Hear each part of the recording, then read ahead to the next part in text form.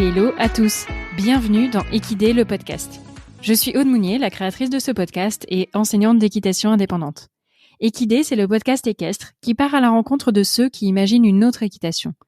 Enseignants, vétérinaires, cavaliers, entrepreneurs, artistes équestres, gérants d'écuries, tous ont pour point commun de s'interroger, d'aller plus loin, de sortir des sentiers battus et des modèles établis, d'innover ou d'entreprendre pour faire bouger les choses et dessiner les contours d'une nouvelle relation au cheval, plus ouverte et consciente. Du horsemanship au développement personnel, en passant par l'écologie et l'entrepreneuriat, Équidé est le podcast holistique qui vous emmène découvrir les acteurs du monde équestre de demain. Peut-on allier sports équestres et bien-être équin ? C'est une question à laquelle Aurélie et Émilie, de l'association Jump Ethic, répondent un grand oui. Elles sont toutes les deux membres du bureau de cette jeune association, fondée par Sophie Dubourg, une professionnelle du secteur. Tous ensemble, les membres de Jump Ethic souhaitent sensibiliser les cavaliers aux questions du bien-être équin avec une particularité. Ils ont choisi de le faire sur les concours de CSO. Ils ont donc créé un dispositif novateur basé sur la mise en valeur et la récompense de bonnes pratiques du côté des cavaliers.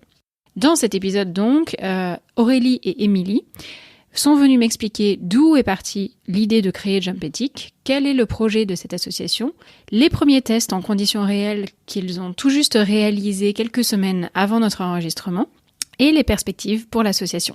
Que l'on soit cavalier de concours ou non, je pense que ce type d'initiative peut intéresser tous les cavaliers, car elle contribue à faire bouger les mentalités et à semer de petites graines. Et on le sait, ce sont les petites graines qui font les grandes forêts. Je vous souhaite donc une belle écoute en compagnie d'Aurélie et Émilie.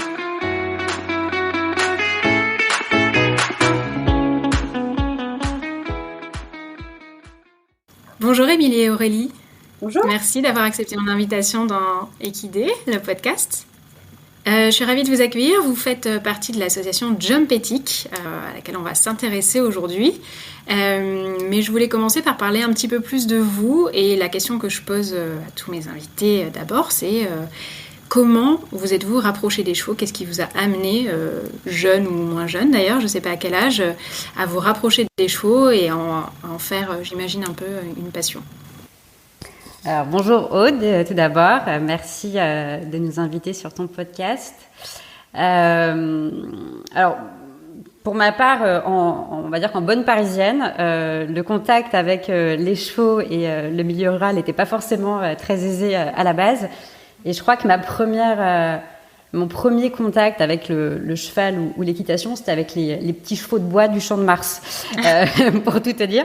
Après, il s'est passé une grosse période où en fait, j'avais pas du tout de contact avec les chevaux, enfin pas plus que ça. J'en voyais dans des prés, mais ça me marquait pas vraiment.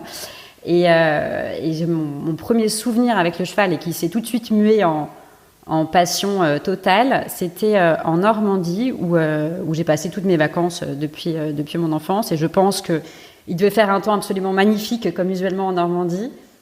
Et une amie de ma maman m'a emmenée à Martinvat.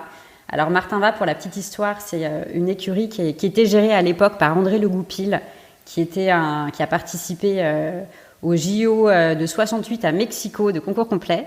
Et j'ai eu la chance de commencer l'équitation sous son instruction. Ah oui, d'accord. Voilà, donc c'était tout de suite dans le grand vin. C'était une écurie très familiale, hyper sympa, et j'ai tout de suite accroché. Je vais avoir ça à 14-15 ans. Et je crois qu'en rentrant à Paris, je me suis tout de suite inscrite dans un centre équestre et j'ai passé galop 1, 2, 3, 4, de mémoire la même année. Et le virus était entré. Et très rapidement, j'ai eu une jument qui était du coup réformée de polo qu'on avait acheté et qu'on a mise en Normandie et j'ai des souvenirs de vacances à l'adolescence avec les copains qui avaient d'autres poneys, avec des courses sur la plage on faisait des concours de saut en Amazone accru histoire de faire le concours de celui qui ferait le plus de gâteaux le lendemain et voilà un peu comment tout a commencé. Génial. Et Aurélie ? Eh ben, écoutez, on partage notre parisianisme originel. Moi, je suis pas du tout d'une famille du monde équestre. Par contre, moi, j'ai commencé à 3 ans à l'île Saint-Germain, à Paris, Et ensuite déménagement. Alors voilà, c'était la version Poney Club des années 70-80, vraiment, puisque l'île Saint-Germain, c'était les premiers Poney Club FFE, tout ce qu'il fallait. Voilà, pour vraiment accueillir de plus en plus et d'avoir de plus en plus de licenciés. Donc j'ai fait partie de ce bain-là. Et déménagement en Bretagne. Et là, je suis arrivée dans un centre équestre hyper familial avec un homme de cheval, un vrai homme de cheval, à partir de mes 9 ans, je crois. Et voilà, j'ai pas quitté les écuries jusqu'à mes études où j'ai été forcée de retourner vers la ville. Et là, j'ai eu une grosse période de rupture. C'était un peu une rupture amoureuse avec l'équitation, la capacité de trouver un endroit où monter qui soit aussi chaleureux et dans lequel je retrouve aussi la confiance avec un instructeur.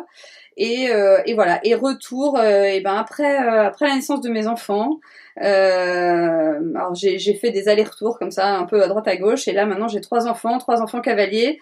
Moi je suis de nouveau à cheval et on est installé dans des écuries dans le 78, aux écuries Grand-Pierre, dans le 78. Et voilà. Et on se plaît beaucoup. Et j'ai retrouvé cette ambiance pour mes enfants et pour moi-même avec une ambiance compète, mais dans le bon sens de la compétition. Voilà, avec les vraies valeurs de la compétition. Mais c'est génial en plus et puis de transmettre ça à ses enfants, j'imagine. Je pense qu'ils ont le virus encore plus que moi en ce qui les concerne maintenant.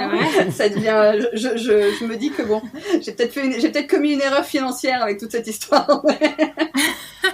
Alors, oui, pour avoir vu les filles d'Aurélie, je confirme. Elles ont participé, ouais. Alors du coup, pour en revenir. Justement, on parlait de la période d'études qui est souvent une période où on rompt un petit peu avec nos habitudes équestres. Quels ont été vos parcours respectifs plus professionnels et est-ce que vous avez souhaité un jour travailler en rapport avec le monde du cheval ou pas du tout ? Alors à la base, moi, il y avait une espèce d'ambivalence dans mon esprit. J'ai toujours voulu travailler de près ou de loin dans le milieu du cheval. Voilà, mais poussée par un milieu familial qui était pas du tout là-dedans, je me suis retrouvée, mais à mon plus grand plaisir aujourd'hui, mais je me suis retrouvée en droit, à faire des études de droit. Je suis docteur en droit public. Voilà, j'ai rassuré toute la famille. Je suis avocate, docteur en droit, tout va bien. Et puis voilà, puis la vie fait son cours et on a envie d'avoir d'autres choses. C'est comme ça que je suis rentrée dans ce DU au Haras de la Sens avec Paris Descartes. C'était le petit vélo dans la tête qui continuait en se disant il manque un truc pour ton équilibre, il manque un truc, peut-être la crise de la quarantaine, j'en sais rien, certainement, mais voilà. Et je suis rentrée dans ce DU avec aucune idée en tête. En tout cas, simplement le fait de me faire plaisir. Il y avait l'accroche droit équin. Je me suis dit bon, allez, l'un dans l'autre, je me perds pas trop et on verra ce qu'on en tire. Voilà, exactement. Et c'est comme ça que je suis. Ouais, d'accord. Il n'y avait pas un projet particulier. Il n'y avait aucun projet, en tout cas pas structuré et pas conscient, certainement pas conscient là-dedans. Mais par contre, j'avais toujours cette envie de. Alors, si c'était pas à titre pro, mais de m'investir d'une manière ou d'une autre dans le milieu d'équitation, dans le monde de l'équitation. Donc voilà. Et ce DU, ces rencontres, on en reparlera certainement avec des personnes avec lesquelles on a envie de travailler et de faire des choses en commun. Donc voilà. La vie, quoi. La vie qui pose les petits jalons et les petits cailloux au bon endroit au bon moment. Ouais, comme par hasard. Exactement. Et Émilie, du coup, est-ce que c'est un peu le même parcours ? Parce que vous avez la même profession, je crois.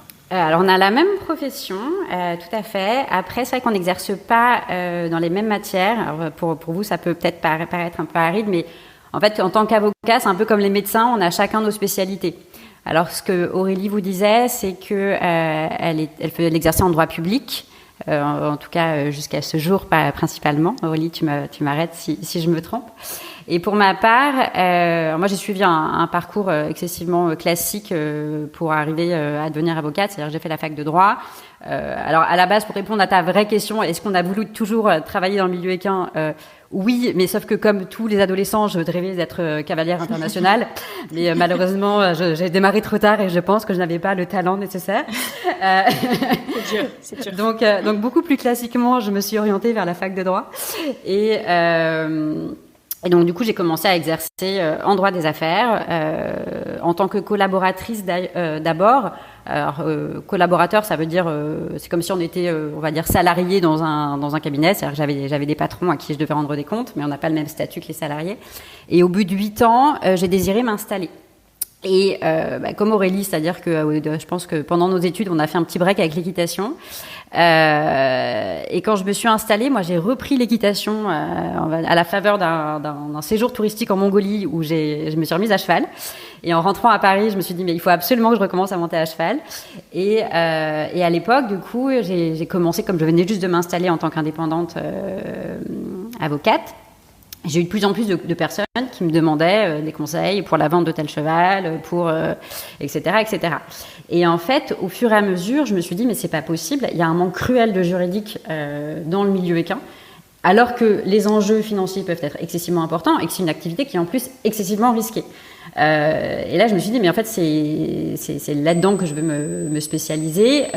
Et de fil en aiguille, j'ai eu de plus en plus de dossiers.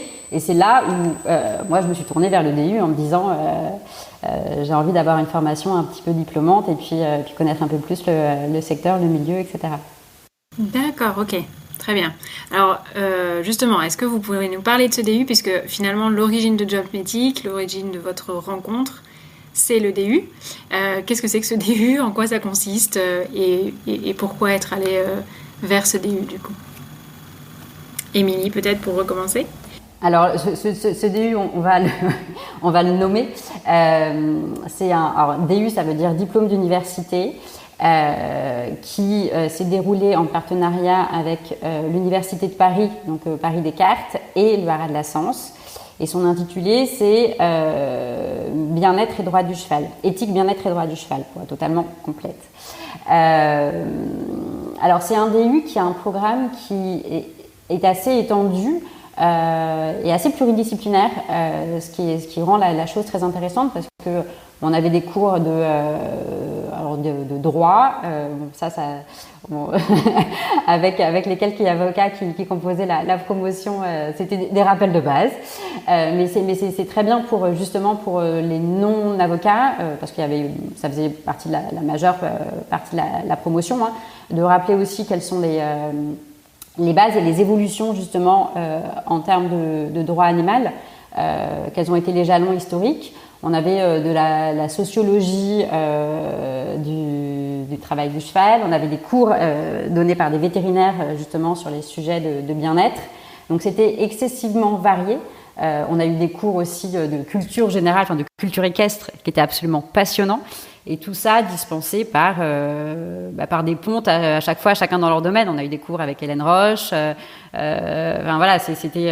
on a eu à chaque fois des personnages qui étaient vraiment éminents dans leur matière. Et je pense que, outre le côté potentiellement professionnel qu'on peut en retirer, humainement et en tant que cavalier, en tout cas à mon sens, mais je pense que c'est aussi le point de vue de tout l'ensemble de la promo, on en ressort véritablement enrichi. Et les personnes qui font ce DU, en fait, quel est l'objectif finalement? Enfin, à quoi ça mène en termes de débouchés professionnels, ou est-ce que c'est plutôt de l'enrichissement personnel? Enfin, quels sont un peu les profils qui font ce DU et à quoi ça peut nous servir concrètement? Alors déjà, c'est un diplôme qui sert de formation continue. C'est-à-dire qu'on ne peut pas la faire simplement en formation initiale, alors de mémoire, parce que j'ai pas le formulaire sous les yeux, mais il faut déjà avoir une licence ou une maîtrise, en tout cas un diplôme principal en amont. Et je pense que, en tout cas au vu de la diversité des profils qui se sont inscrits à SDU, ça ne vise pas à l'exercice d'une profession en particulier. C'est-à-dire que c'est véritablement dans une recherche d'apport personnel et pour pouvoir l'intégrer à un projet qui est éminemment personnel et à chacun d'entre nous. Parce que là, si je reprends le profil, on était une promo de 10 environ. On avait donc 3 avocats, une gérante de Poney Club, donc qui est Sophie, qui est la présidente de l'association, une enseignante indépendante, On avait un retraité et on avait aussi quelqu'un qui était justement en reconversion professionnelle. Clotilde, qui si elle nous écoute, elle travaillait dans l'aérospatiale donc et qui faisait ça de manière à titre purement personnel. Donc on avait des profils qui étaient très très divers. Et donc je pense que chacun y prend ce qu'il a envie d'y prendre et l'intègre à son projet, alors de vie ou professionnel ou les deux, le cas échéant. Comme vous, finalement, vous disiez que vous n'y alliez pas forcément avec un objectif précis derrière, mais que ça s'intégrait dans votre démarche du moment, on va dire.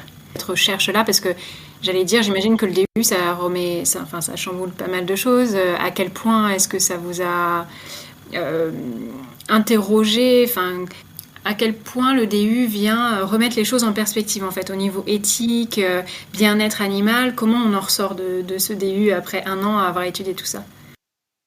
Alors moi, il y a 2 niveaux. Il y a le niveau équin, bien-être animal et tout ce qui va autour.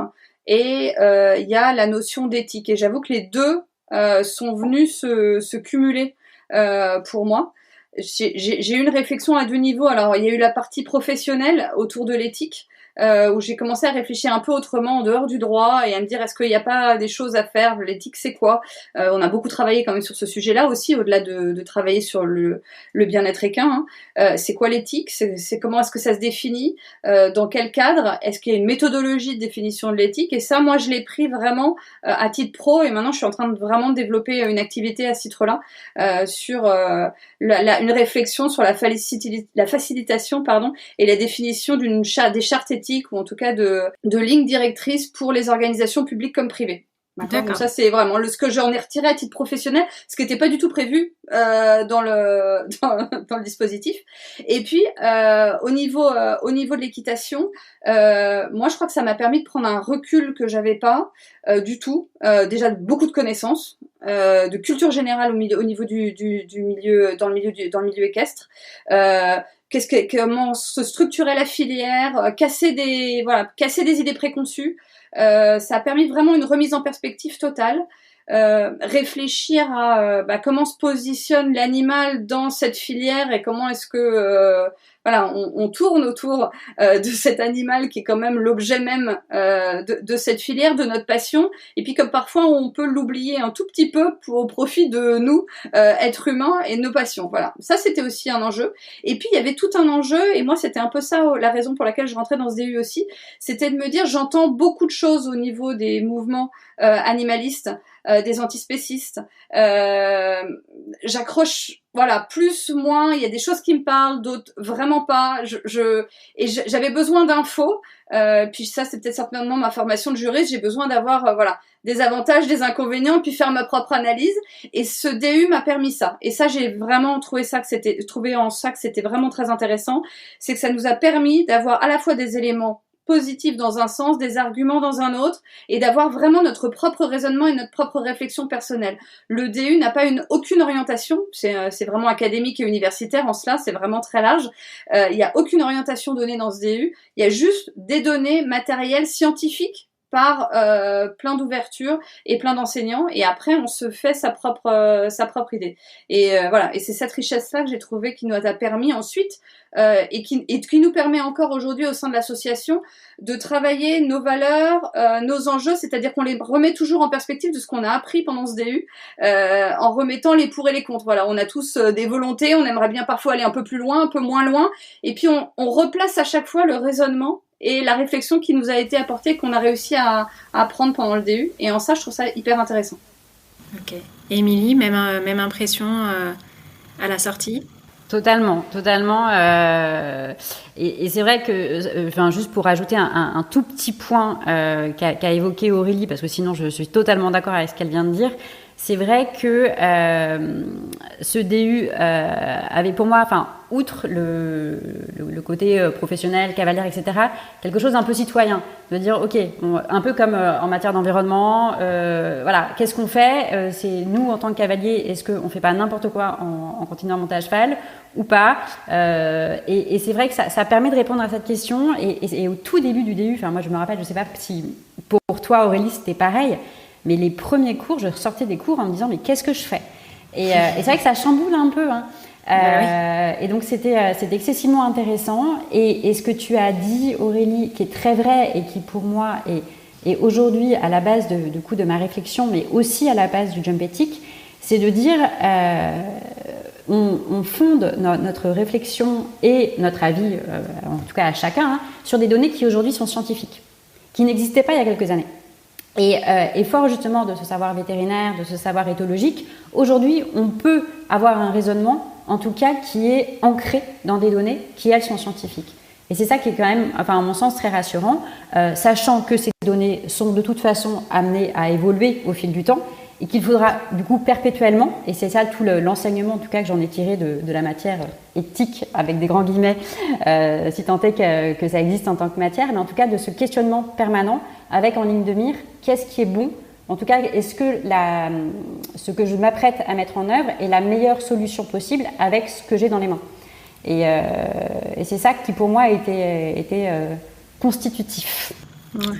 Ça a l'air passionnant en tout cas. Et qui permet vraiment d'avancer, si je peux me permettre de juste un dernier petit mot, parce qu'on dit jump ethic, on parle de SDU, mais sur la notion d'éthique, ce qu'on en a appris, c'était que l'éthique, c'est la réponse à une question à laquelle il n'y a pas de réponse réglementaire. D'accord. Ouais, et donc, tant qu'il n'y a pas de réponse réglementaire, on utilise toutes les sciences, toutes les données concrètes, objectives, existantes pour essayer de répondre à cette solution, à ce nouveau problème scientifique qui se pose. Et c'est en cela que l'éthique est évolutive, ou en tout cas les réponses éthiques sont évolutives en fonction du temps. D'accord. Et c'est ça qui est passionnant, c'est qu'en fait les choses ne sont pas figées et que les réponses qu'on donne aujourd'hui peuvent avancer et doivent avancer avec les données scientifiques. Voilà. Et ça, moi, c'était une approche qui était vraiment intéressante. C'est qu'on n'est pas dans une position, dans un jugement de valeur. Ce que je fais, c'est éthique ou c'est pas éthique. C'est pas ça la question.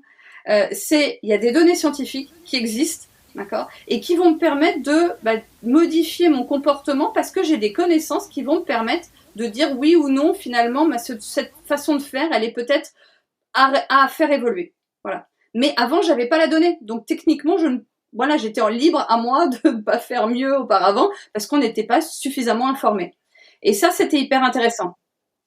C'est ce qui fait qu'on en parle beaucoup ces dernières années parce qu'on a de plus en plus d'infos scientifiques sur lesquelles se baser, alors qu'avant, ça devait être encore plus flou parce que finalement, il n'y avait aucun moyen, entre guillemets, de prouver que quelque chose pouvait être plus ou moins éthique. C'est vrai que c'est quelque chose, notamment dans le milieu équestre, comme on a été en manque cruel jusqu'à ces 20 dernières années de données scientifiques, notamment en ce qui concerne l'éthologie. En réalité, tout le savoir qu'on avait, il était purement empirique.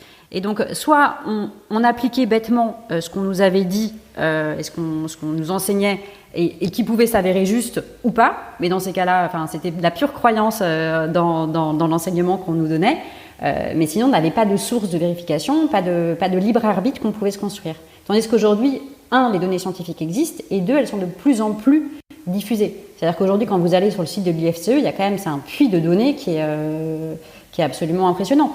Donc, et c'est vrai que ce DU, en tout cas pour ma part, mais je pense pour l'ensemble de la promotion, ça nous a permis vraiment de se dire, ok, le fait que l'éthique, c'est un questionnement permanent et effectivement basé sur la science. Ok.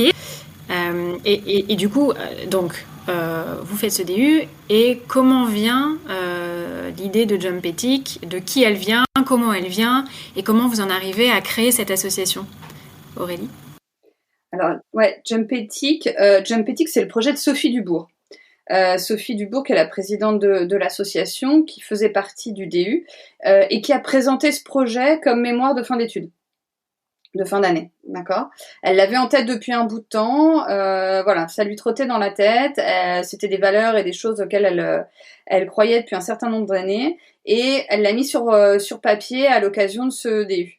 Et à l'issue du DU, fort d'échanges entre nous, elle a rameuté un petit peu de monde et on s'est intéressé au sujet pour essayer de la soutenir puisque elle y tenait, mais avec l'idée que seul ce serait compliqué à mettre en œuvre, que ça nécessitait du temps, de l'implication et puis quelques compétences. Alors elle est gérante de Poney Club avec un réseau, puisqu'elle est installée depuis un certain nombre d'années, depuis nombreuses années dans le sud-ouest, donc avec un gros réseau sur place.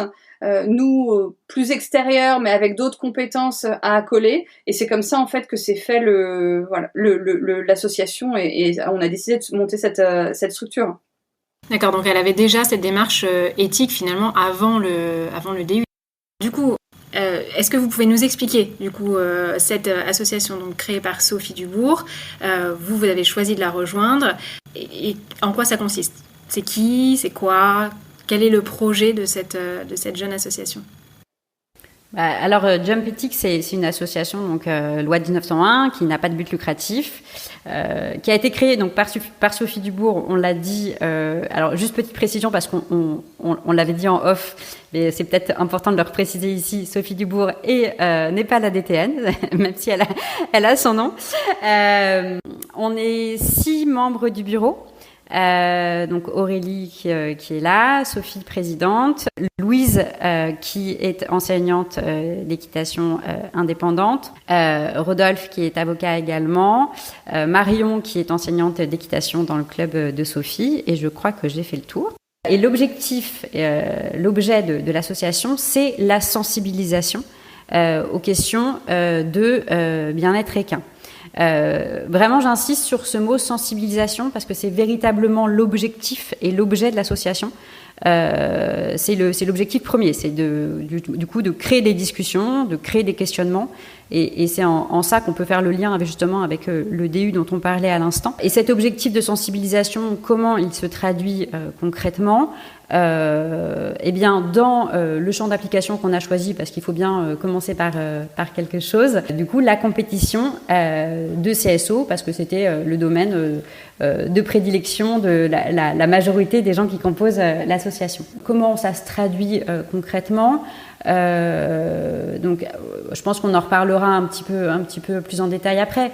Mais c'est de faire de la compétition, du bien-être animal et du bien-être équin, une condition de participation à cette compétition de CSE. Aurélie, tu me compléteras si j'oublie des points, mais nous, il y a un sujet principalement qui nous tient à cœur et surtout qui tenait beaucoup à cœur de Sophie, c'est les conditions de vie. Raison pour laquelle, comme condition de participation à la compétition, donc comme condition d'accès aux compétitions de Jump Ethics, il faut remplir une déclaration sur l'honneur qui est basée sur 3 critères. 1, les contacts sociaux de son cheval, donc il faut certifier que son cheval a des contacts sociaux.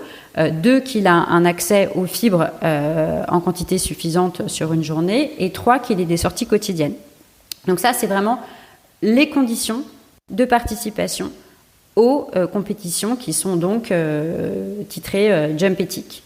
Ensuite, il y a la notation de certains critères sur le parcours en tant que tel et à la détente, mais ça, ce ne sont que des critères qui rentrent dans le règlement FFE, on n'a rien inventé, donc c'est simplement le fait de dire, sur ces compétitions, on met l'accent sur ces points qui existent déjà, et ensuite, pour ceux qui auront rempli toutes les conditions, à la fois les conditions de participation et les conditions du coup sur le parcours, à ce moment-là, il n'y aura pas de sanction pour ceux qui n'auront pas respecté ces conditions, mais en tout cas une surdotation pour ceux qui, classés dans l'épreuve, auront respecté ces conditions.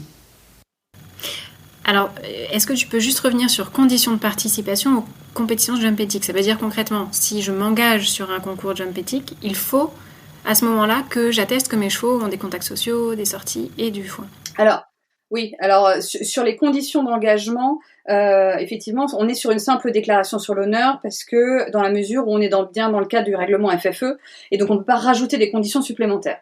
Donc en droit, là vraiment en droit pur, quiconque peut s'inscrire à une compétition de Jump Ethics, d'accord, qui respecte ou non.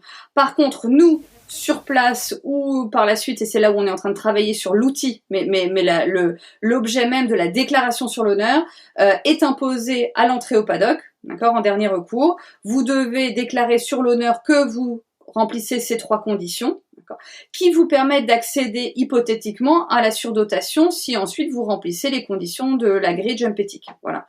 Donc en fait, ces conditions de déclaration sur l'honneur, elles sont pour l'accès à la surdotation.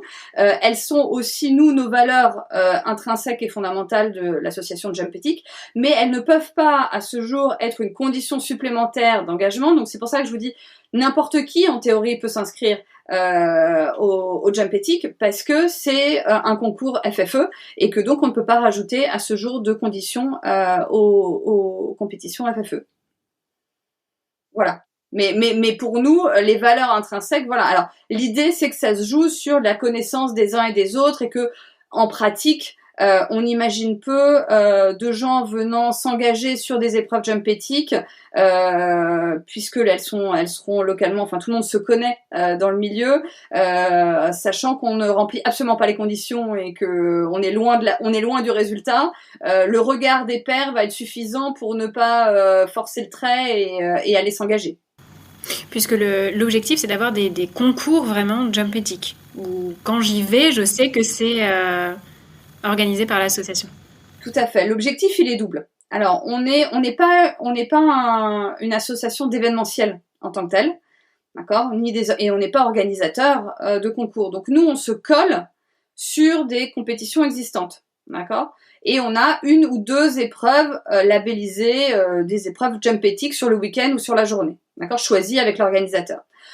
Là, dans un premier temps, ce qu'on souhaite faire, c'est créer un circuit avec quelques lieux qui soient des circuits où les critères sont remplis, avec de l'événementiel un peu autour, des petites conférences, qu'on puisse communiquer, sensibiliser autour des épreuves et qu'il se passe des choses autour des épreuves. Donc voilà, on ne les multipliera pas sur le territoire, on va pas les démultiplier dans tous les sens, mais on cherche à créer petit à petit un circuit de 4-5 dates dans l'année qui permettront de retrouver jump éthique un peu partout en France aussi, puisque l'idée c'est pas nécessairement de faire un circuit où les gens suivent et vont faire 600 km pour aller concourir, c'est plutôt qu'on intervienne à droite et à gauche. Ça c'est le premier point. Et puis dans un second temps, pour l'instant on n'y est pas, mais on essaye d'y réfléchir, c'est de dire on pourra former, labelliser des gens, des organisateurs qui ont envie de faire du jump éthique chez eux, mais sans qu'il y ait de l'événementiel autour, sans que nous on soit là, mais on va essayer de les former, puis ça nous permettra aussi de remplir les caisses de l'association pour pouvoir faire d'autres choses.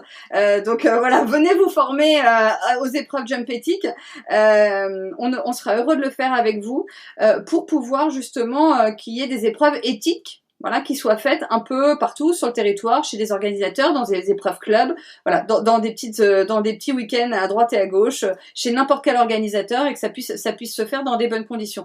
Nous, l'idée, il est évidemment de ne pas à la fois dévoyer le nom de jump éthique en disant n'importe qui peut le faire, c'est super, et puis en fait il n'y a plus de respect des conditions, donc on est un peu coincé là-dedans. C'est pour ça qu'on essaye d'envelopper ça autour de la formation, et de dire voilà, si vous voulez le faire, très bien, vous pouvez accoler notre nom et puis notre existence avec vous, vous le faites tout seul, mais par contre il y a des conditions. Voilà, et on vous donne pas notre nom et notre logo pour rien quand même. Voilà, il faut porter ces valeurs-là.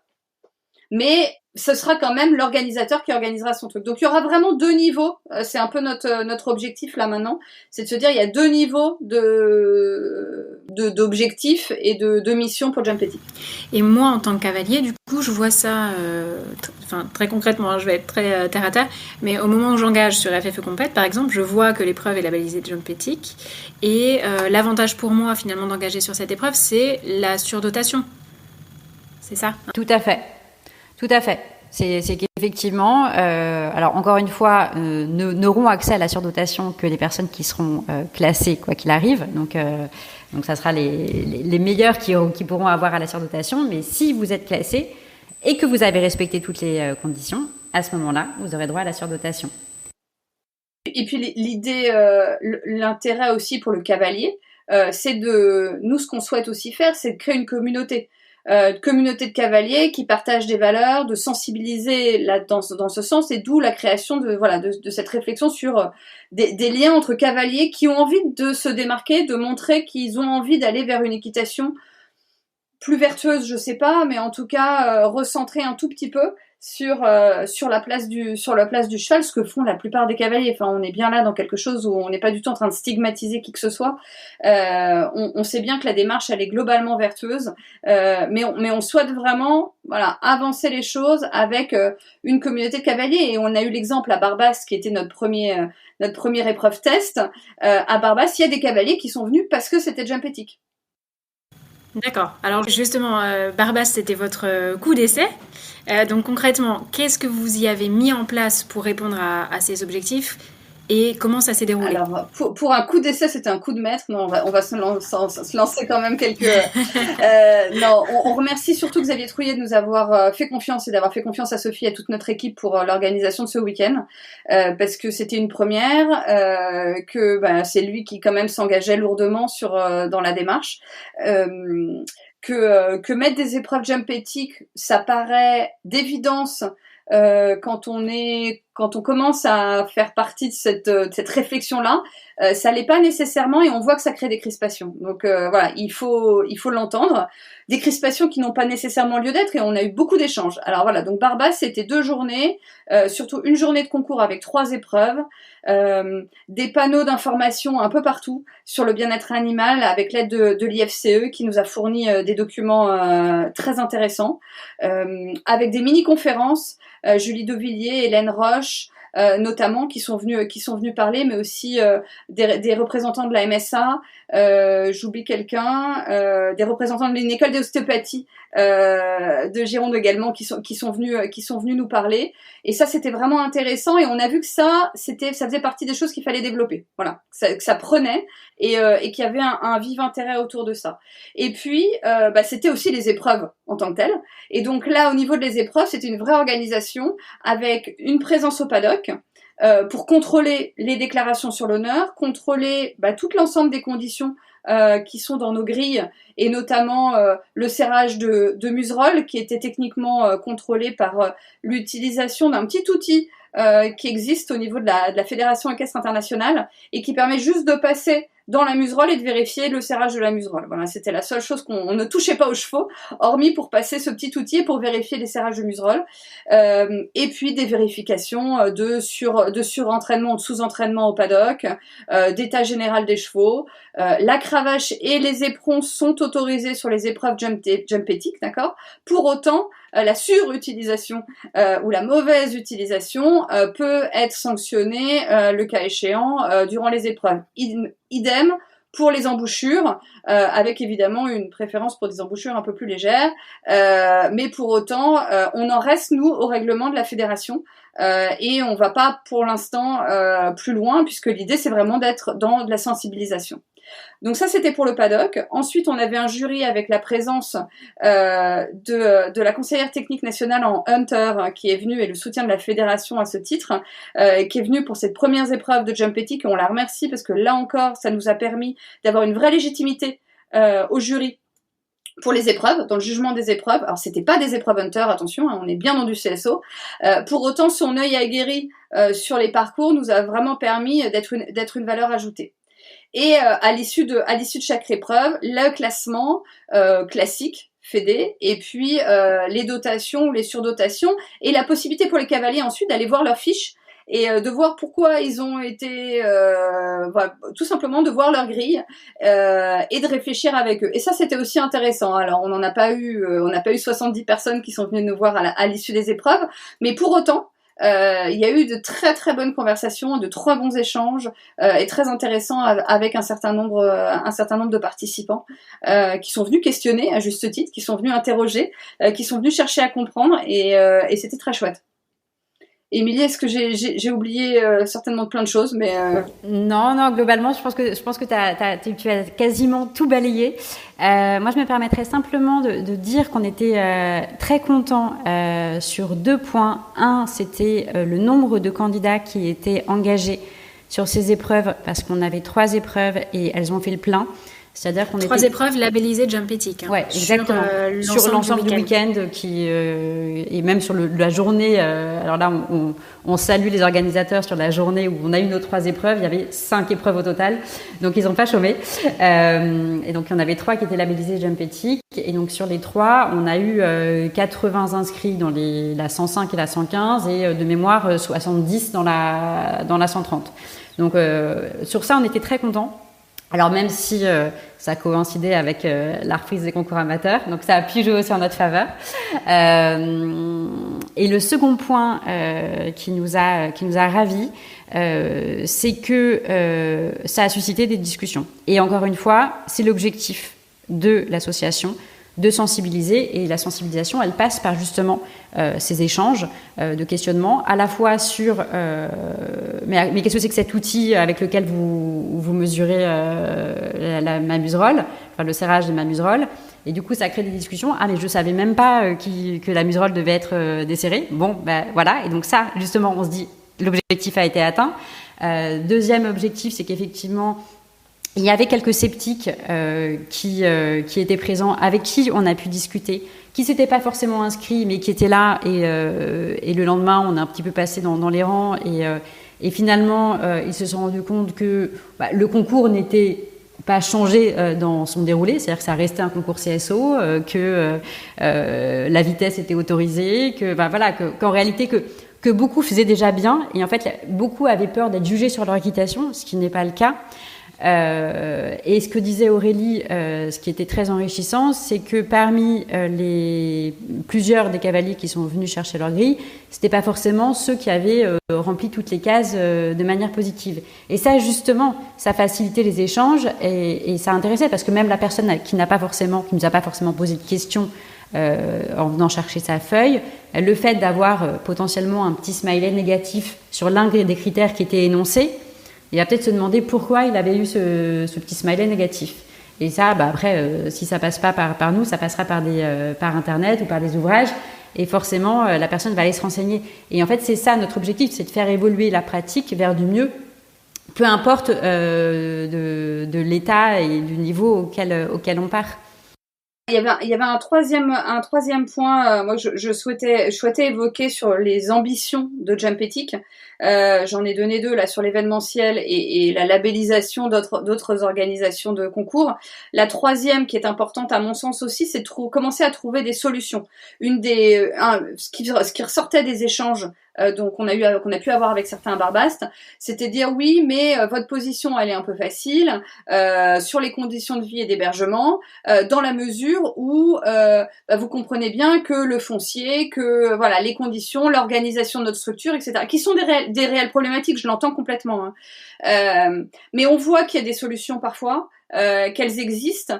Et donc on va avoir dans les outillages qu'on a là et qui nous accompagnent grâce à l'IFCE, mais on va prendre d'autres outils en main pour montrer justement et mettre en valeur durant les épreuves des exemples, des sources financières aussi et voilà des pistes en tout cas de réflexion pour que chacun puisse se dire ah bah tiens effectivement là je pourrais appuyer sur tel bouton pour essayer de chercher des financements puisque finalement je vais réussir à retrouver par tel ou tel biais. Voilà, donc on essaye de réfléchir à ça aussi pour être constructif, voilà, et pour renforcer cette idée on est bien dans de la sensibilisation, pas dans de la crispation. L'idée de notre association, on est tous des passionnés d'équitation, on n'a pas envie de mettre un terme à cette passion du tout. Elle est l'idée de la valoriser et d'avoir une réflexion en commun avec tout le monde des cavaliers, tout le monde des pratiquants et des équitants, et de se dire bah voilà, il y a des questionnements qui nous sont mis devant on est face à des questionnements forts, nous en tant que pratiquants, mais aussi de l'extérieur, et on le sait aujourd'hui, ces mouvements animalistes et antispécistes qui viennent de l'extérieur commencent à se rapprocher sérieusement du monde de l'équitation, et plutôt que d'attendre de répondre en réaction, et de se dire on est dans la construction et on essaye de construire notre propre réflexion. Et c'est pour ça qu'on n'est pas contre, on va pas du tout dans le sens d'être contre les cavaliers qui font pas je sais pas quoi, ou contre des écuries qui sont pas idéalement avec 45 hectares de pâturage, c'est pas la question. L'idée c'est de se dire voilà, on a des problèmes, on essaie de les résoudre et on essaie de réfléchir et de mener ce combat ensemble pour répondre au mieux avec nos outils qui sont les conditions d'hébergement, l'accès aux soins et les contacts sociaux qui sont nos trois points de prédilection de sensibilisation sur le sujet. Oui, et du coup, moi, en tant que cavalière ou coach, je peux repartir du concours en me disant, bon, je sais que la question, des contacts sociaux quotidiens, elle est importante. Pour l'instant, mon cheval n'y est pas. Mais voilà, ils m'ont donné des idées, peut-être que je pourrais essayer ça. Enfin, voilà, c'est donner des leviers, en fait, pour montrer qu'il y a quand même des choses à faire, même si on n'a pas un super grand haras de 45 hectares, comme tu disais. Voilà, donner des petites astuces, des petits moyens d'action, quoi. Voilà, et puis nous on a bien conscience, comme vous le disiez tout à l'heure, on est issus, Émilie comme moi notamment, mais d'autres d'Île-de-France. On a commencé dans des structures où la pression foncière est très importante. L'idée c'est pas d'exclure, c'est d'inclure tout le monde dans un mouvement avec les tenants, les aboutissants, chacun avec ce qu'il peut faire au moment où il peut. Voilà, mais qu'on ait tous cette réflexion-là et de pas se dire aujourd'hui tout va bien. Et on bouge pas. Parce que ça, c'est le début de la fin, en fait, de n'importe quelle activité. Que ce soit votre activité professionnelle ou votre passion pour l'équitation. Si on se dit, en fait, je fais tout bien et puis j'ai plus rien à faire, c'est terminé. Ce que nous a appris le DO aussi, c'est que l'histoire de l'équitation, c'est une histoire très très longue, d'apport cyclique par le temps, par l'histoire de la guerre, etc. Si on remonte au temps des Romains, d'accord, c'est vraiment cette histoire-là, l'histoire de l'équitation. Et aujourd'hui, on continue à avancer, voilà. Et donc il n'y a pas de jugement sur ce qui a été fait avant, en méconnaissance ou avec les connaissances qu'on avait, mais de se dire, on commence à franchir une autre étape et on avance tous ensemble là-dessus. Alors, vous évoquiez la petite feuille avec des smileys. En fait, ça, c'est la grille de notation. Donc, c'est la fameuse grille que vous remplissez en fonction de ce que vous voyez, des différents critères que vous avez établis. Est-ce que, et vous la rendez donc à la fin à chaque cavalier s'il souhaite la récupérer. Est-ce que vous pouvez nous dire comment elle a été établie et ce qu'elle contient? On a parlé du desserrage de la muserolle, donc des 3 critères plus sur les conditions de vie et d'hébergement.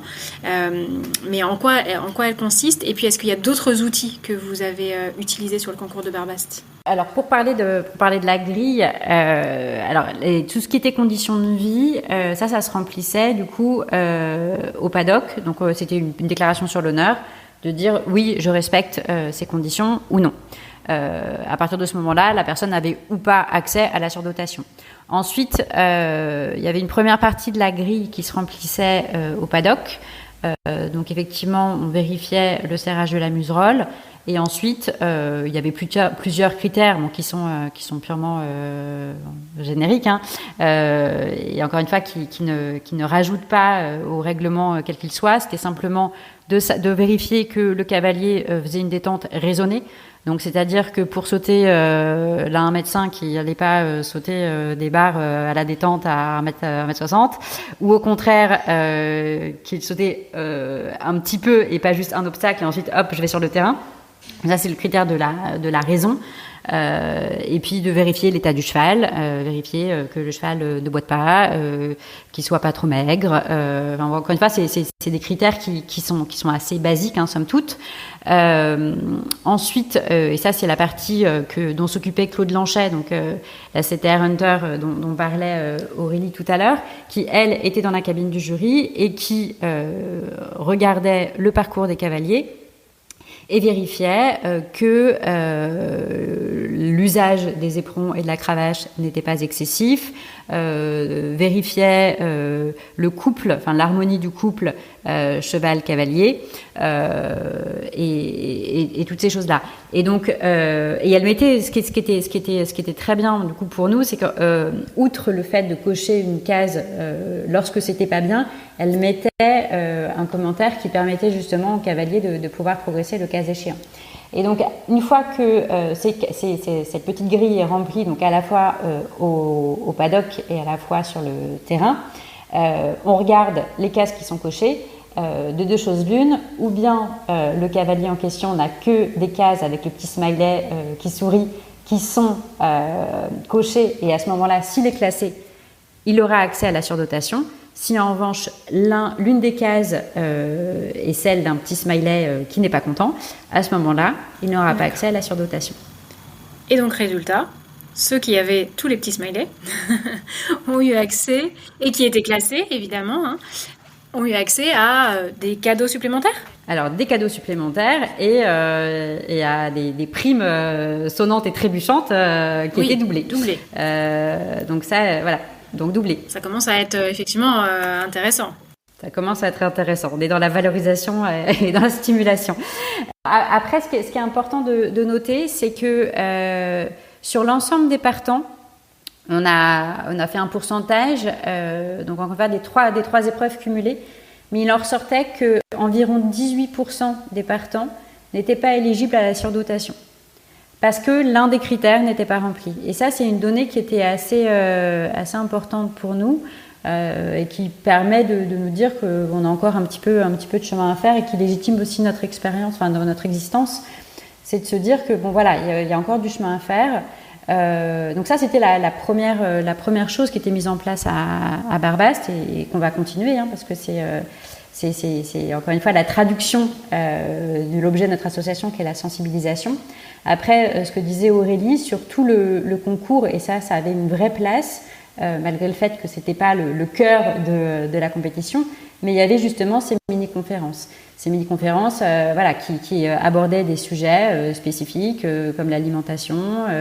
Et c'est vrai que ça, on y attache une importance toute particulière en disant que voilà, c'est sur ce genre d'événement qu'on peut aussi apprendre des choses et potentiellement aller voir justement l'intervenant en personne pour en discuter avec lui ou elle suivant l'intervenant. Et ça peut apporter des réponses. Par exemple, c'est vrai que si vous avez Anne Laroche sur un événement et qu'il y a un point qui vous turlupine, potentiellement à la fin de la conférence, vous pouvez aller en discuter avec elle. C'est quand même un vrai plus de ce genre d'événement. Ouais, les événements ont été filmés et retranscrits de sorte que vous pouvez les retrouver et on les retrouve sur notre page Facebook. Et à terme, l'idée, voilà, c'est de pouvoir avoir quand même un petit panel aussi de vidéos auxquelles il est possible de se référer. Et puis ce que disait Émilie est tout à fait juste tout à l'heure, les 18% qui ne sont pas rentrés dans les cases sont notre raison d'être et notre légitimité. C'est-à-dire que pour moi, si on avait 100% des gens, ça voudrait dire qui répondaient aux critères. Ça voudrait dire qu'en réalité, on organise un concours pour des gens qui sont déjà suffisamment sensibilisés pour ne pas avoir, enfin pour que notre existence soit inutile en réalité. Voilà, tout simplement. Et l'objectif, c'est d'arriver à ces 100% partout, mais c'est pas non plus un concours d'entre-soi. Ce que je veux dire par là, c'est que les épreuves Jump Ethic, c'est pas un concours, c'est pas du CSO en cordelette. Je caricature parce que je sais que ça marque les esprits, mais c'est vraiment ça la démarche. On n'est pas tous avec des chevaux pieds nus, sans mort et qui sautent 1m30, d'accord. C'est pas du tout le but de la démarche. Le but de la démarche, c'est d'embarquer tout le monde, mais d'embarquer tout le monde dans des bonnes conditions et de ne pas faire un concours d'entre-soi de gens déjà sensibilisés à la cause et qui se gausseraient d'être déjà dans un mouvement qui est dans le bon sens. Voilà, c'est pas du tout ça en fait la démarche. C'est d'être avec tout le monde et de porter. Voilà, donc notre ligne de crête, elle est assez compliquée. On en a déjà échangé ensemble. Notre ligne de crête là-dessus, elle est complexe. D'être à la fois dans la sensibilisation, d'attirer les gens qui sont pas encore complètement dans la démarche, tout en perdant pas les autres. Voilà, on est sur cette ligne-là, mais je pense que c'est peut-être la plus compliquée, mais c'est celle qui pour nous a du sens aujourd'hui. Oui, et puis c'est le choix de votre association de procéder ainsi.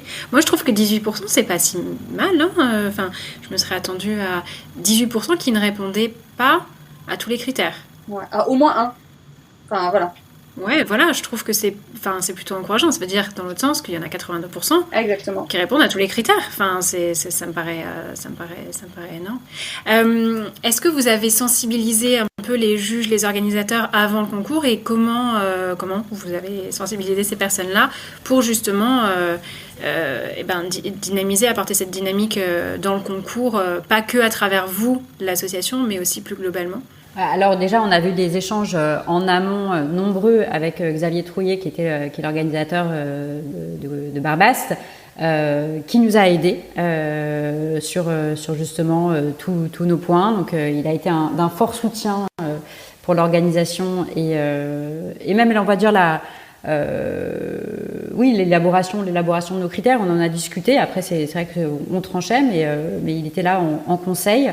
Et ensuite, en amont du concours, on a fait une réunion justement avec toutes les personnes présentes, donc notamment commissaire au paddock, jury, dont notamment Claude Danchet qui est envoyé par la FFE, le speaker également qui a été d'une grande aide, qui rappelait justement qu'il s'agissait d'épreuves jump éthiques et tout. Et c'est vrai qu'il a eu un vrai rôle durant toute l'organisation du concours et parmi les personnes qui avaient des stands et qui exposaient sur le concours, il y avait certains des partenaires de l'association qui du coup pouvaient se faire le cas échéant un relais des valeurs de l'association et je cite à cet égard CW VetLab qui est intervenu dans le cadre d'une mini-conférence et qui offrait la possibilité aux cavaliers qui le souhaitaient d'essayer gratuitement la sangle connectée pour justement vérifier si l'état de leur cheval était adéquat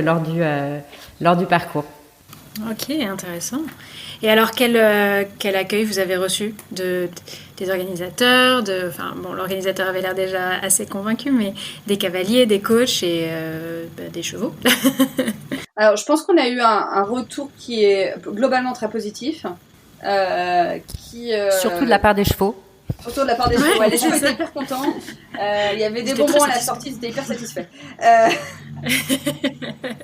Leur taux de sucre n'était pas au top, ça, on en tirera les conséquences. C'est très éthique, les bonbons on en tirera des conséquences par la suite. Globalement, on a essayé de faire un petit sondage a posteriori le lendemain de l'épreuve, et on est allé voir un peu les différents cavaliers, coachs, etc. On a essayé d'aller voir un peu tout le monde, ou en tout cas ceux qui étaient présents et qui voulaient bien échanger. Et on a eu, je pense, des échanges, des retours qui globalement étaient très positifs. Pour certains qui sont déjà dans cette démarche-là, nous disant vous allez pas assez loin. Faut aller plus loin.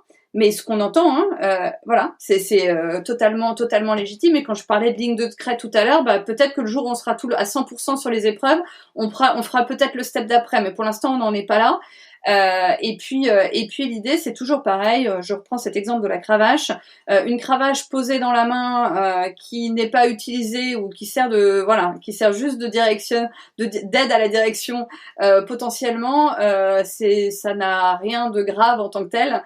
La surutilisation de la cravache avant chaque obstacle pour rassurer le cavalier, ça c'est pas possible. Donc voilà, usage de la cravache, usage des éperons, sur toutes ces questions-là, les embouchures. Je pense qu'aujourd'hui, si on dit en un claquement de doigts, vous passez tous en mort simple pour faire toutes les épreuves possibles et inimaginables, ça n'a pas de sens. Ça n'a pas de sens. Il y a une question de sensibilisation et de formation. Ça veut pas dire que c'est pas ce qu'on souhaiterait intrinsèquement en tant qu'association pour le coup, mais pour autant l'idée c'est vraiment de se dire on est dans une démarche petit à petit, puis chacun fait ce qu'il veut, ce qu'il peut, et nous nos objectifs centraux c'est le foin, les contacts sociaux et l'accès aux sorties quotidiennes pour les chevaux et déjà travaillons là-dessus pour le quotidien, parce que l'idée c'est vraiment de dire que le CSO ou la compétition c'est pour promouvoir les idées qui sont derrière. Voilà, on utilise la compétition comme la promotion pour sensibiliser à. On adore la compète, c'est pas le sujet, mais ce qui nous intéresse aussi fondamentalement, c'est notamment ces trois conditions. Donc il faut jouer sur les deux tableaux, et puis on peut pas faire tout, et puis que d'autres s'engagent sur d'autres sujets. Il y en a plein à prendre, donc allez-y, il y a de la marge pour tout le monde. Non, et ce que tu disais sur une autre question, Aurélie, et en fait, on en a parlé, de savoir s'il fallait pas durcir les critères, justement, parce que quand on est ressorti de Barbas, on s'est dit, mais on a eu beaucoup de personnes qui nous disaient, mais durcissez les critères. En fait, quand on s'est posé, on s'est dit, mais non, parce que si on durcit les critères, justement, on devient un concours d'entre-soi et de personnes qui font déjà tout bien. Or, c'est pas le but de l'association. Encore une fois, le but de l'association, c'est de sensibiliser des gens qui ne le sont pas forcément déjà sur certains critères qu'ils n'appliquent pas. D'accord. Là, c'était l'organisateur qui vous avait contacté ou c'était vous qui avez contacté Xavier? Non, ça vient de nous. Enfin, c'est mutuel. Voilà, Sophie connaissait bien, très bien Xavier. Ils ont eu de nombreux échanges là-dessus et les choses se sont faites, assez naturellement. Ok. Parce que est-ce que l'objectif, j'imagine que l'objectif plus tard, c'est que ce soit les organisateurs qui viennent vers vous en disant voilà, comme vous disiez sur la partie la formation, moi ça m'intéresse. Est-ce que vous pouvez me former? Comme ça, j'organise moi-même des épreuves jump éthiques en fait, c'est ça, hein? Alors, on en a déjà. Ça, c'est la bonne nouvelle. C'est qu'on est déjà contacté par des organisateurs qui souhaiteraient mettre en place des épreuves jump éthiques. Donc, on va continuer à échanger. Là, c'est vrai qu'on a eu on a été pris par le vent et la tempête des premières épreuves à Barbast, et on avait besoin d'un temps, nous, de feedback. Je pense qu'on avait tous besoin de digérer la première, qui était ce premier round d'essai, et de se dire voilà, pour l'instant on se démultiplie pas partout, on réfléchit au process, et on est vraiment dans cette réflexion-là actuellement, avant même de se dire qu'on va vers d'autres organisations, se dire comment a fonctionné le process qu'on a mis en place, c'est quoi le déroulé exact des épreuves jump éthiques, comment on essaye de les processer, comme on dit dans le milieu de l'entreprise, pour que ce soit bien calé, bien cadré, et qu'ensuite on puisse démultiplier les choses, les envoyer ailleurs, etc. Mais on avait vraiment besoin, nous, de ce retour qui a été fait, et puis de ce retour entre nous pour vraiment caler les choses. Maintenant, il y aura des épreuves ailleurs, et comme je vous disais, il y aura vraiment 2 voies, c'est ce qu'on a vocation à faire. Une voie avec de l'événement, un peu du gros événement. Quand je dis gros événement, c'est avec des mini-conférences. Nous, on sera présents sur place. Des épreuves lors de concours, avec des lieux. On a notamment avec le Pic de Deauville, on a eu des échanges là-dessus. Donc, on est en discussion pour des épreuves à venir.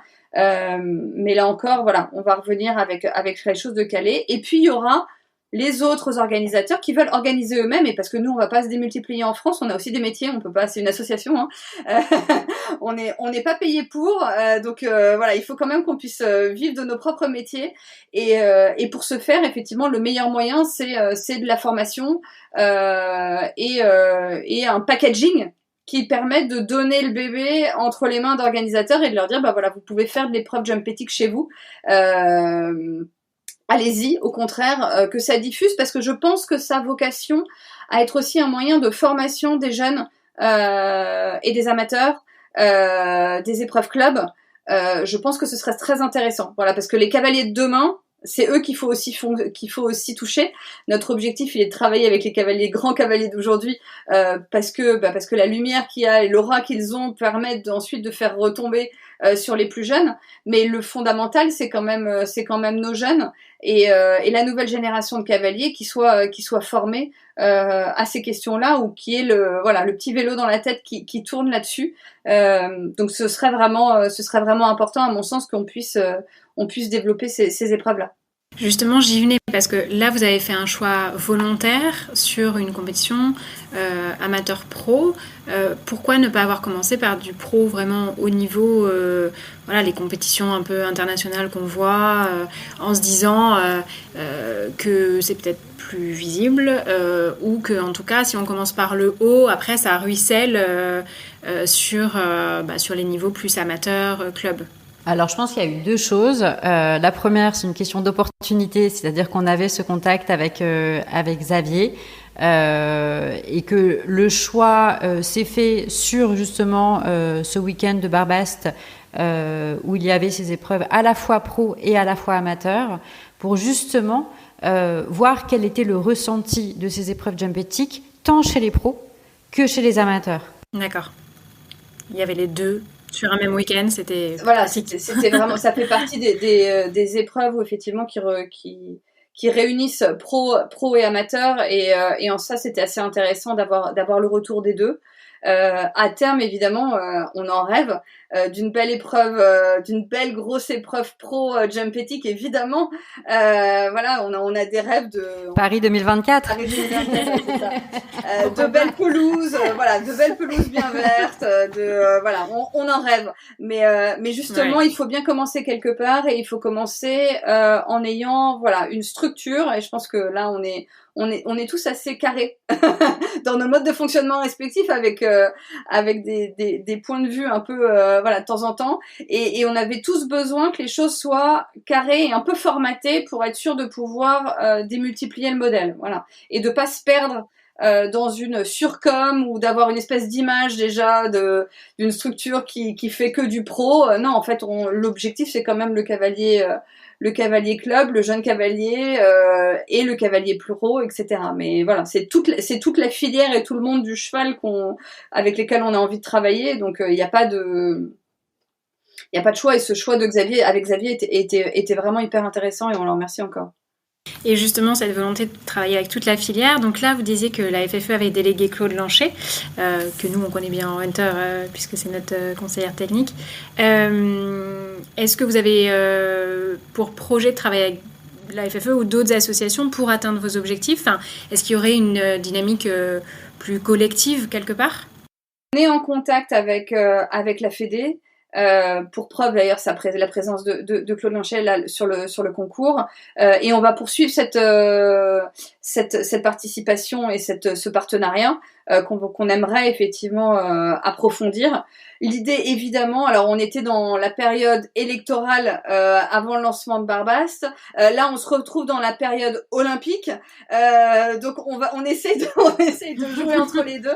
C'est chargé. Voilà, c'est chargé. C'est assez chargé en ce moment, mais on espère bien pouvoir poursuivre ces réflexions avec eux. Et puis on a besoin de la Fédé, notamment on en a un peu parlé, mais pour travailler nos outils, faciliter notamment les déclarations sur l'honneur, etc.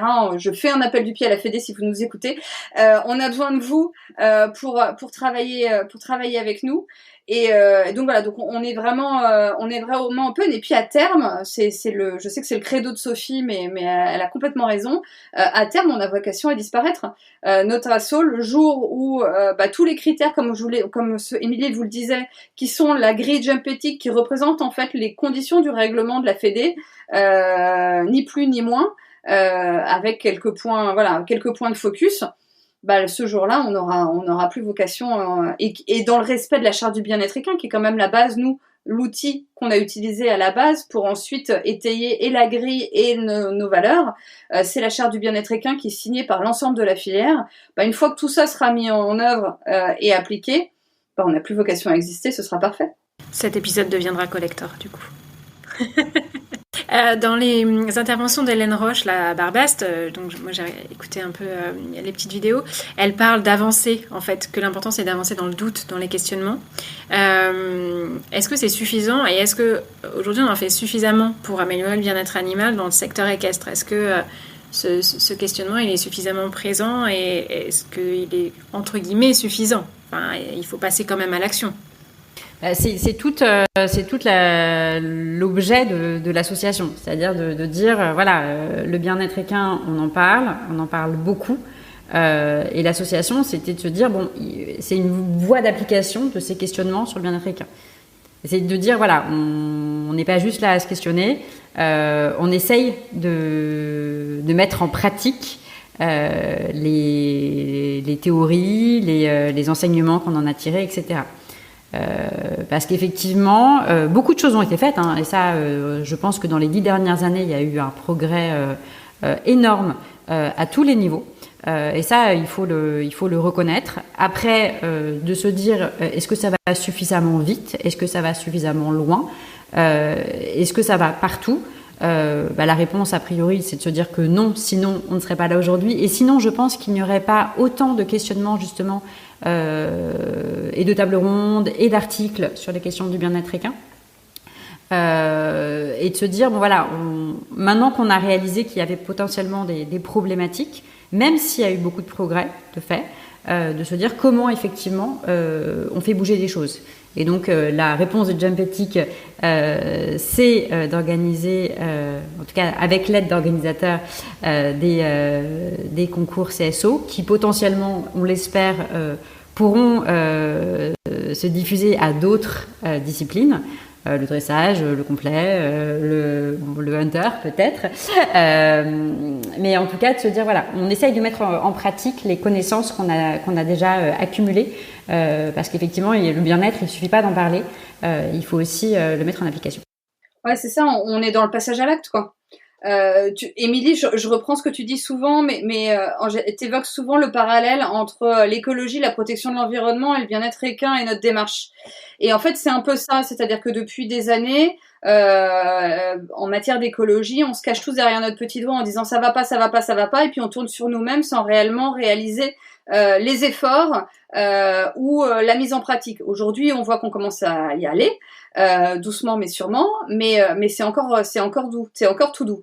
Ben je pense que c'est exactement la même, c'est ce que tu dis souvent, Émilie, hein, c'est la même problématique dans ce domaine en matière de bien-être équin et de sensibilisation, c'est de dire on voit bien qu'on en parle beaucoup aujourd'hui. C'est foisonnant dans tous les magazines, dans les lectures. Vous regardez les blogs ou les Facebook du milieu des équitants, ça ne parle que de ça. Ça s'houspille, ça se fâche, ça voilà, c'est un sujet de crispation. Mais sans réelle réponse ou alors avec des réponses qui sont tellement diamétralement opposées qu'il n'y a pas une ligne qui permet de se dire en fait c'est soit tout l'un soit tout l'autre quoi. En réalité il doit y avoir une ligne intermédiaire fondée sur les sciences qui permettent de répondre en fait à un certain nombre de questions et d'arrêter de se dire est-ce que vraiment quand mon cheval baisse ses oreilles il est content ou pas content, voilà. Alors on se l'est tous dit dans nos poté clubs quand on avait 5 ans, on a tous entendu dire attention il baisse les oreilles il va mordre. Il y a aujourd'hui des éléments scientifiques, d'accord, qui permettent de lire sur le visage de nos chevaux, sur le corps de nos chevaux s'ils se sentent bien ou pas. Voilà, ça existe en fait. Ces critères-là, ils existent. Et il y a un moment donné, il faut que ce soit connu. On parle dans cette démarche-là aussi. Je dis souvent ça moi parce que j'ai trois jeunes enfants cavaliers. Toute la question de la formation des enfants. Moi, voir des gamins à 3 ans avec la cravache à la main, alors qu'on dit non, tu tapes pas ton camarade de classe avec la main ou avec un bâton. Tiens, viens au poney et tes super pouvoirs à poney, c'est d'avoir une bombe, une boîte avec des brosses et une cravache. Et t'as le droit de taper sur ton poney quand t'es pas content. Bah non, en fait, c'est pas possible, en fait. Là, il y a une vraie démarche qui est culturelle, de formation et d'éducation. Voilà. Et quand on passe ces galops, chez les jeunes aujourd'hui, ces éléments scientifiques, je pense sincèrement que plutôt que d'apprendre par cœur, en les oubliant le lendemain, l'ensemble des os et des muscles du cheval sur son galop 6 à 14 ans et qu'on a oublié, on comprend rien parce qu'on n'a même pas fait ça en bio à l'école et voilà, on l'a tous fait, hein, mais c'est imbitable, excusez-moi l'expression, mais c'est totalement imbitable, voilà, vous aussi. Hein. On a tous appris ça pour passer nos galops 7 et 6. En fait, il y a des choses faciles. Moi, j'ai mis mes enfants devant les cours qu'on a eu du DU, et notamment les cours d'Hélène Roche, et je les ai mises devant les fiches qu'elle mettait, etc. Les gamins, ils ont les yeux comme ça et ils comprennent, quoi. C'est visuel. Et maintenant, ils s'amusent à aller regarder. Enfin, je sais que c'est arrivé déjà à ma fille d'être capable de dire, elle me dit, mais regarde la jument là, maman, elle est pas gestante. J'ai regardé ma gamine, je fais quoi, de quoi tu parles? Et effectivement, en fait, elle a l'œil. Voilà. Et ça se forme très vite. Ils ont beaucoup plus l'œil que nous. Et je pense que voilà, quand on parlait de partenariat avec la Fédé, moi j'aimerais bien qu'on noue ce partenariat aussi pour travailler sur la formation des plus jeunes et la révision du contenant des apprentissages. Moi j'entends le besoin et la nécessité de maintenir le nombre de licenciés et de dire que grâce à cette idée du Poney Club de notre président actuel de la Fédé, on a réussi à multiplier le nombre de licenciés, c'est formidable. Et je suis tout à fait pour. On est une énorme fédération et tant mieux pour l'équitation. Mais à ce moment-là, c'est quoi l'enjeu en termes de bien-être équin? Et ça doit être viscéral à l'équitant et aux jeunes équitants de se dire maintenant comment je réfléchis par rapport à mon cheval. Je suis pas simplement... il y aura des enfants qui vont aller monter pour simplement le fun, d'aller monter à poney, et pour qui c'est de l'équitation totalement loisir, et j'ai pas de souci avec ça, je juge pas. Par contre, quand on commence à passer un galop 4-5, je pense que ces jeunes-là, ils doivent être formés à ce que c'est que l'animal, au respect de ses besoins, à travailler au sol, à travailler à pied, à travailler avec lui et à le regarder en face comme l'être qu'il est, et pas simplement comme leur moyen de locomotion, comme s'ils faisaient du vélo et du VTT. Ça, on est bien d'accord que les 3/4 des clubs font excessivement bien. Il y a peut-être une réflexion quand même plus globale à avoir sur la formation, parce que regardez le passage des galops, franchement, ça a pas vraiment évolué, et moi je baille moi-même quand j'essaye de travailler sur le galop 6 de ma fille qu'elle doit passer dans 15 jours, j'ai envie de pleurer, quoi. Tellement c'est inutile, et voilà, connaître la multiplicité des couleurs des robes, j'entends que ça puisse être intéressant, mais il y a peut-être d'autres choses fondamentales dans leur pratique au quotidien qui devraient être apprises à ce moment-là, quoi, plutôt en tout cas. Hélène, dans son discours, parlait d'utilitarisme, justement.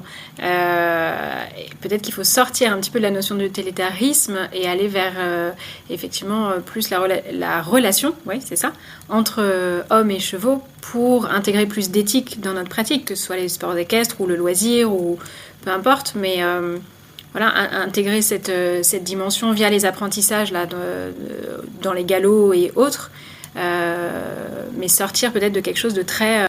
je t'utilise pour mon plaisir, et peut-être plus on construit une relation où chacun se fait plaisir. Ouais, c'est exactement ça. Alors déjà, peut-être se dire qu'une heure d'équitation, c'est pas forcément une heure où on monte sur le dos d'un cheval. Donc ça, il y a peut-être déjà ça. Et ensuite, il y a une image, en tout cas, qu'a réalisée Sophie avec... l'aide de Maxime, qu'on va citer, qui est le stagiaire de l'association, qui nous a aidé à confectionner un très joli panneau qui était présent à Barbast sur le don et le contre-don. Et il s'agissait, alors potentiellement, on pourra peut-être, Aude, te donner le lien pour le publier sur ton podcast. Oui, avec plaisir. Mais c'était l'image d'un sabot et d'une main de cavalier qui disait « top là ». Et c'était de dire je monte sur ton dos pour une séance de dressage, en échange je vais aller brouter dans le pré, c'est de se dire à chaque fois que tu me donnes quelque chose, toi cheval, moi je te donne aussi quelque chose, moi cavalier, pour ton bien-être, et de se dire c'est donnant, on est une équipe, plutôt que toi tu es animal et moi je me sers de toi exclusivement pour ton plaisir. Et je trouve que c'est une très jolie image.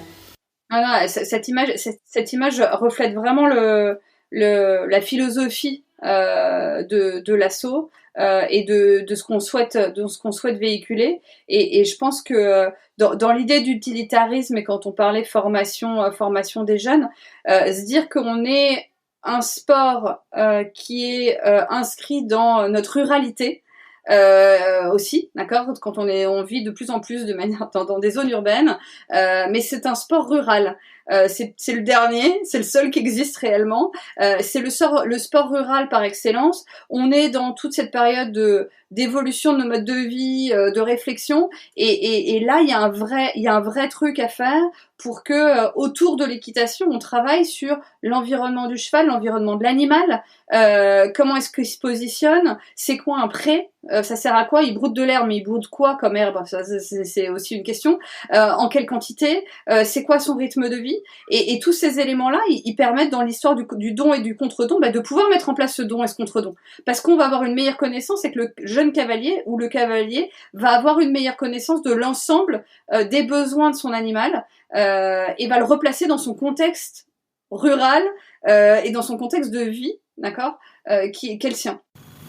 Et puis je pense qu'on parlait tout à l'heure des associations animalistes, c'est comme ça aussi qu'on va pouvoir répondre à certains de leurs arguments, en montrant que il y a une logique de on n'est pas là juste pour les utiliser, on veut aussi améliorer leur bien-être, etc.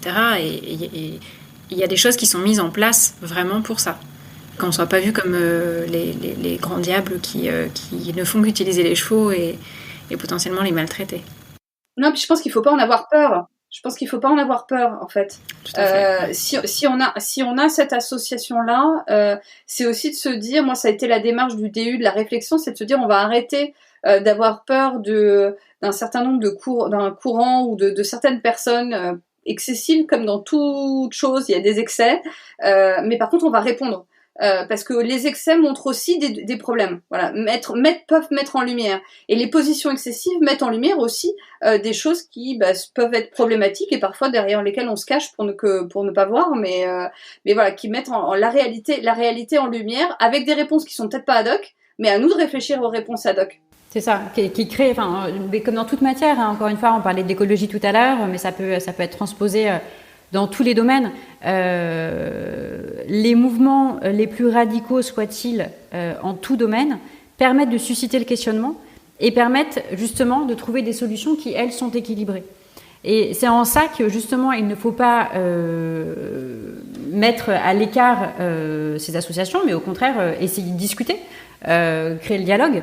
Nous, on n'est pas là pour diaboliser qui que ce soit ou quoi que ce soit, ni les équitants dans leurs pratiques. On est là pour valoriser les bonnes pratiques, ni les associations animalistes dans leurs pensées. On est là justement pour leur montrer qu'il y a du mieux, qu'il y a du progrès, qu'il y a du bien. Et qu'on progresse au jour le jour. On essaye en tout cas. Et que donc les sports équestres peuvent être éthiques ? C'est tout le but du jump éthique. Alors du coup, pour terminer, est-ce qu'à titre plus personnel, vous pouvez nous dire comment vous imaginez un peu le monde équestre de demain, même si là on a apporté pas mal d'éléments, mais qu'est-ce que vous aimeriez y voir et en dehors du fait que Jump Éthique n'existerait plus, comment vous le voyez, ce monde équestre du futur, mais un futur pas si lointain parce que les choses bougent quand même? Moi, je le vois plus respectueux et moins centré sur notre individualité. Voilà, les structures équestres et notamment en Île-de-France malheureusement, mais dans toutes les zones urbaines, ont été, parce que c'est la vie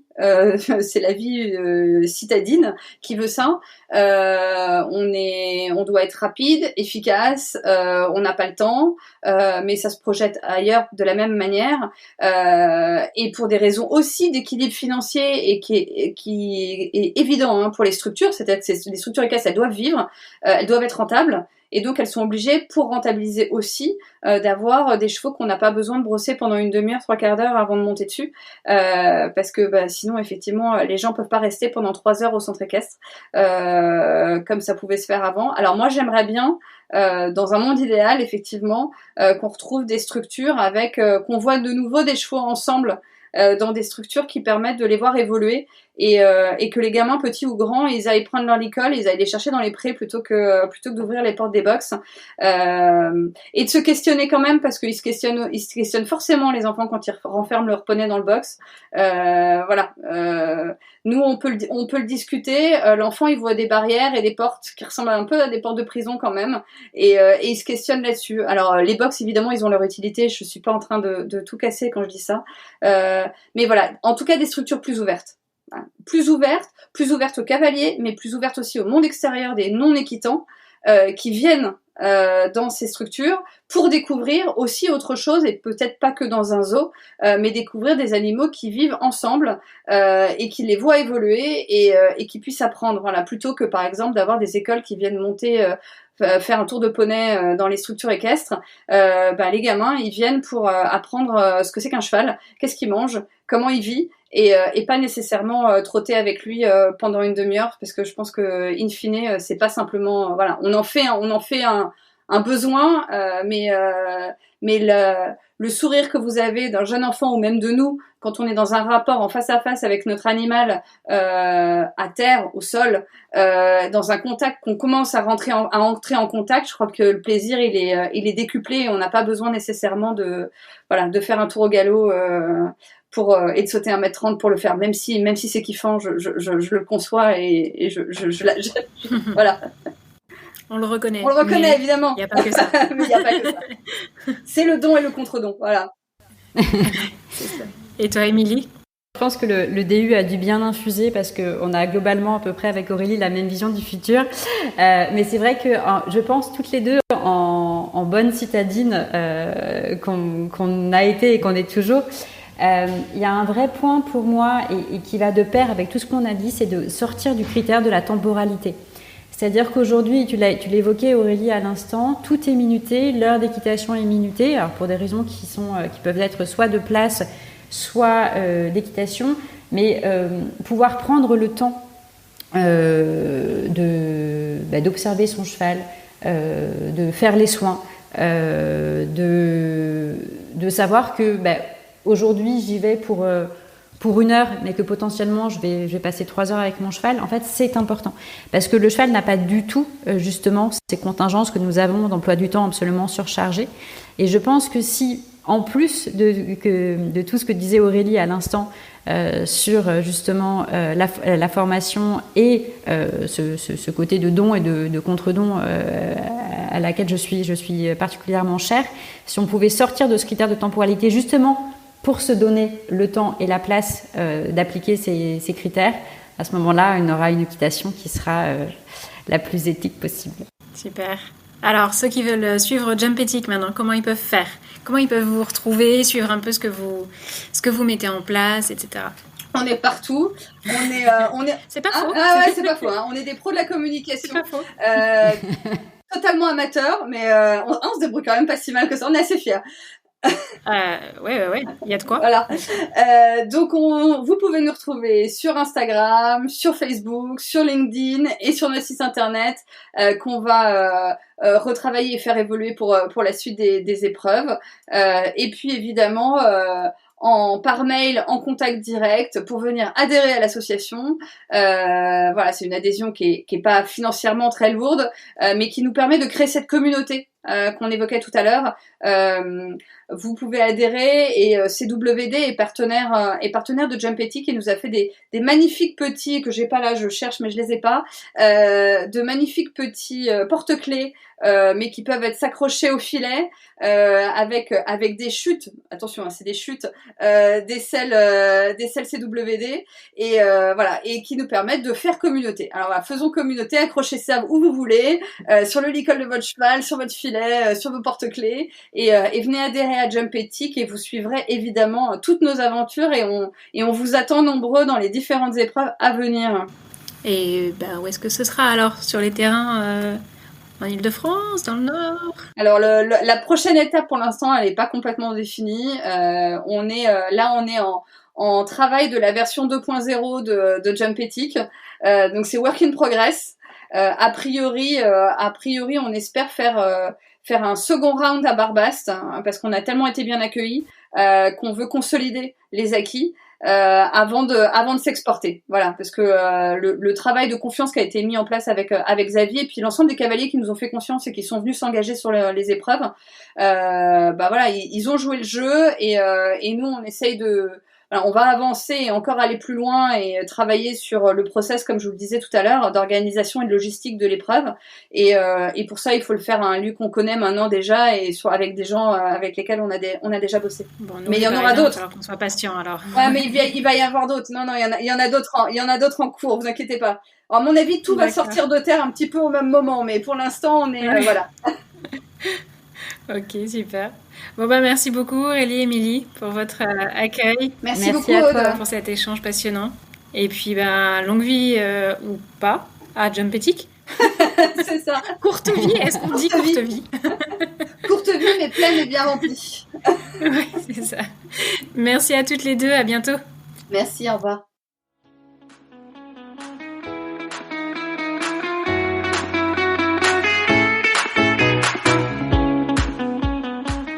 C'était Aurélie et Émilie de l'association Jumpetic. J'espère que cet épisode vous a plu. Alors voilà, avec cet épisode et la présentation de ce beau projet qui contribue lui aussi à faire bouger les lignes, je clôt cette première saison du podcast. 10 épisodes avec 11 personnalités qui ont accepté de se livrer à mon micro et de témoigner de leur engagement en faveur d'un nouveau paradigme pour le monde équestre et surtout pour nos chevaux. J'espère de tout cœur que cette première saison aura contribué à vous faire avancer dans votre réflexion, à vous transporter, à vous rassurer peut-être, à renforcer surtout votre amour pour nos compagnons si extraordinaires. J'ai été ravie pour ma part de mener cette première saison au bout et de recevoir tout au long de ces mois vos encouragements, pendant ces 9 mois exactement. 9 mois, c'est vraiment le temps d'une gestation et eh bien c'est assez rigolo puisque à quelques semaines près, j'accoucherai bientôt d'un autre bébé, un vrai cette fois, en chair et en os. Je vais donc m'absenter quelques mois pour me consacrer à ce nouveau projet, mais je vous rassure, les premiers épisodes de la saison 2 sont d'ores et déjà programmés et vous aurez donc le plaisir de me retrouver en septembre prochain avec de nouveaux invités. D'ici là, pensez à partager le podcast autour de vous, à nous suivre sur les réseaux sociaux où je ne manquerai pas de vous tenir informé de la reprise évidemment. Je vous remercie tous pour votre fidélité. On a dépassé les 5000 écoutes sur cette première saison et sincèrement, je l'aurais jamais espéré. Je vous souhaite un très bel été et je vous dis à très vite pour de nouveaux épisodes d'Equidé, le podcast.